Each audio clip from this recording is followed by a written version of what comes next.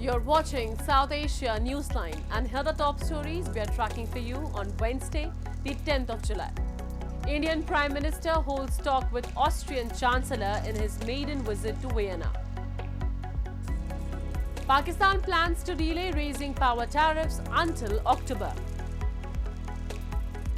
Bangladesh PM Hasina seeks Chinese assistance for repatriation of Rohingyas.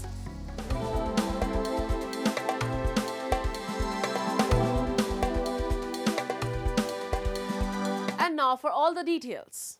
Indian Prime Minister Narendra Modi held bilateral talks with Austrian Chancellor Karl Nehammer on Wednesday upon arriving in Austria for the second leg of his three-day official visit. The visit by Prime Minister Modi to Vienna is the first by any Indian Prime Minister in 41 years and coincides with the 75th anniversary of the establishment of diplomatic relations between New Delhi and Vienna. Earlier on Tuesday, the Indian Prime Minister also held a private engagement with Austrian Chancellor. The maiden visit of the Prime Minister also took a cultural note, with the Austrian artists performing Vande Mataram to welcome the Indian Prime Minister. Taking to X, Prime Minister Modi said India-Austria friendship is strong and added that both nations will continue to work together to further global good. An encounter was underway between security forces and terrorists in Doda district of India's Jammu and Kashmir on Wednesday. The gunfight had begun on Tuesday evening after a cordon and search operation was launched by security forces in Gadi Bagwa forest following information about the presence of terrorists in the region. This comes at a time when intensive search operation is being conducted by forces in Kathuad region in the wake of the terrorist attack on army convoy on Monday.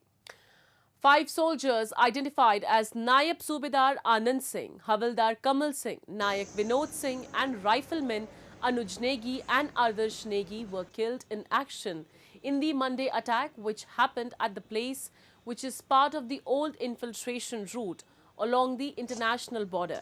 The attack is believed to be the latest in a series of terrorist incidents in the region which have been attributed to attempts by Pakistan to disrupt the peaceful atmosphere in Jammu and Kashmir.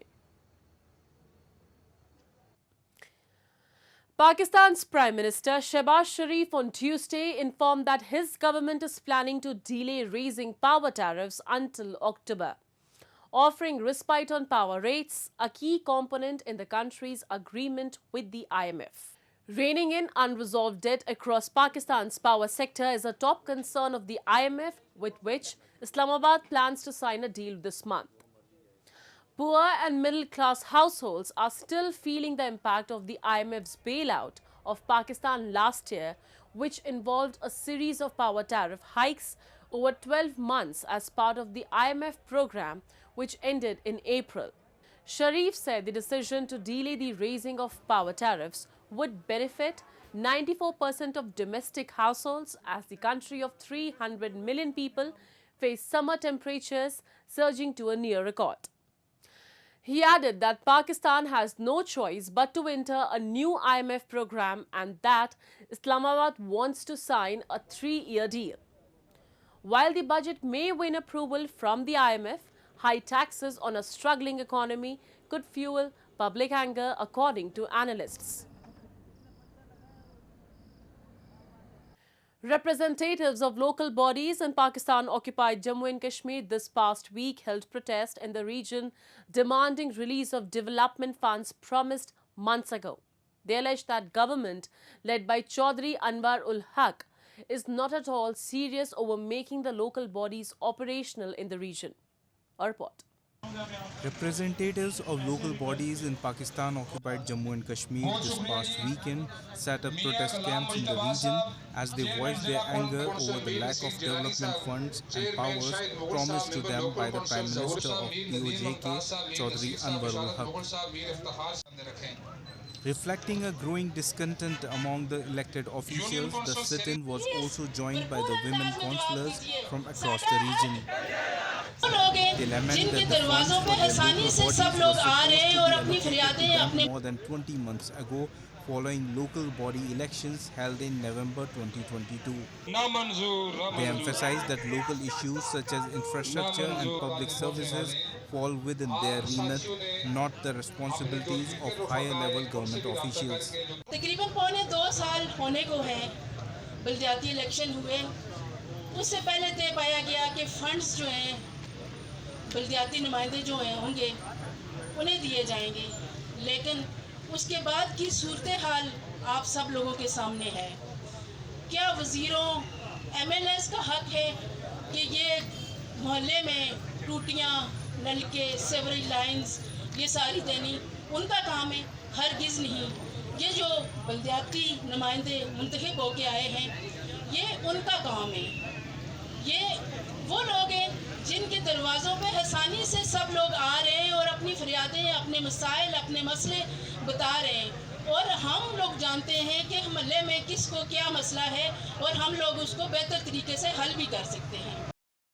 The protesting representatives had demanded immediate allocation of funds and the power to execute their responsibilities effectively. They criticized the government for delaying the promised support and alleged that the government led by Chaudhry Anwarul Haq is not at all serious over making the local bodies operational in the region. Lambasting the government over their treatment of local bodies, the protesters say their demands are not just for personal gain but for the benefit of the public. People in the region have been waiting for years for a better administration that could work for their welfare and the region's development, but the apathetic attitude of the government has worsened the condition. वज़ीर-ए-आज़म साहब आपसे आपकी पूरी काबीना से ये सवाल करता हूँ जिस तरह आप वोट लेकर असेंबली में बैठे ये बात अलग है कि आपने कुछ ज्यादा वोट लिए हैं हमने कुछ कम वोट लिए आप भी जमहूरी नुमाइंदे हैं हम भी जमहूरी नुमाइंदे हैं आप भी अवाम के हकूक़ के महफ़ूज़ हैं हम भी अवाम के हकूक़ के महफ़ूज़ हैं मेरा आपसे ये सवाल है जब आप अपने हक़ का मुतालबा करते हैं तो आपको परेशानी क्या होती है हमारा वज़ीर-ए-आज़म सेनेट असेंबली में खड़े होकर ये कहता है अगर बलदियाती नुमाइंदों को हक लिया जाए तो क्या हम रेहड़ी लगा रहे आपके सोच को सलाम करता हूँ कि वज़ीर-ए-आज़म होकर वज़ीर-ए-आज़म के मनसब पे बैठकर आपने ये बात की ये बड़ी हैरान कौन बात है मुझे अफसोस होता है हम आपसे भीख नहीं मांग रहे हम अपने हकूक़ की बात कर रहे हम अवाम के हकूक़ की बात कर रहे हम अवाम के फलाह बहबूद की बात कर रहे. The United Nations Assistant Mission in Afghanistan, UNAMA, in its latest report has criticized the practices of the Ministry of Virtue and Vice in Afghanistan, particularly those affecting women and girls.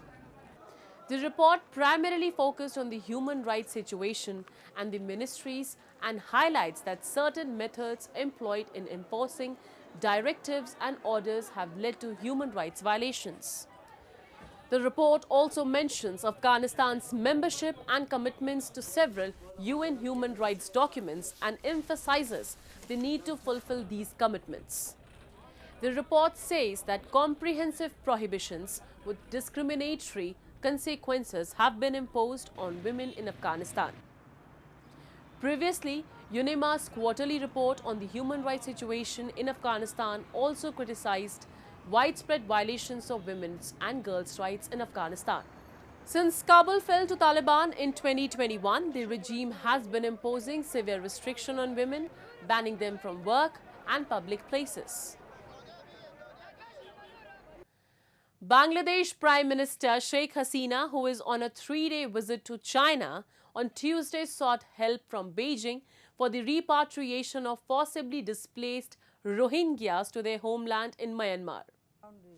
PM Hasina told the Chinese delegation that Rohingyas who have been in shelters in Bangladesh for over 6 years and no initiative has been taken yet for their repatriation to Myanmar.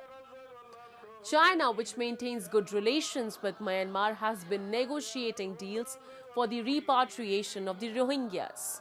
She also discussed reducing the trade gap between Bangladesh and China, the celebration of the 50 years of diplomatic relations between the two countries in meaningful way next year. Both nations also signed 21 cooperation documents, mostly MOUs, eyeing stronger development and economic cooperation between the two Asian countries after the bilateral meeting led Hasina and Chinese Premier. Hasina will conclude her visit after meeting Xi Jinping.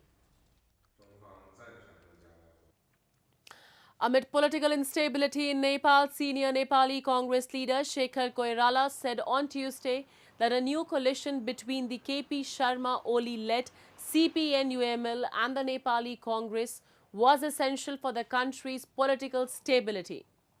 I have been advocating for a stable government and good governance for quite a while, which is not being realized. However, with the NC-UML coalition all set to make corrections in the constitution and boost the national economy, there is hope.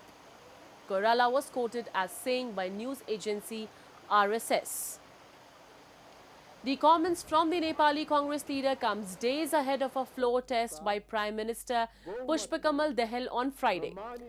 The fifth vote of confidence by Dahal was mandated after a major ally of the coalition government, CPN-UML, walked out of the ruling alliance and joined hands with Sher Bahadur Deuba-led Nepali Congress. Prime Minister Dahal, who has a total of 62 votes in the 275-member parliament, is set to lose the trust vote, paving the way for the formation of a new government. That's all in tonight's edition. We will see you same time tomorrow. Good night.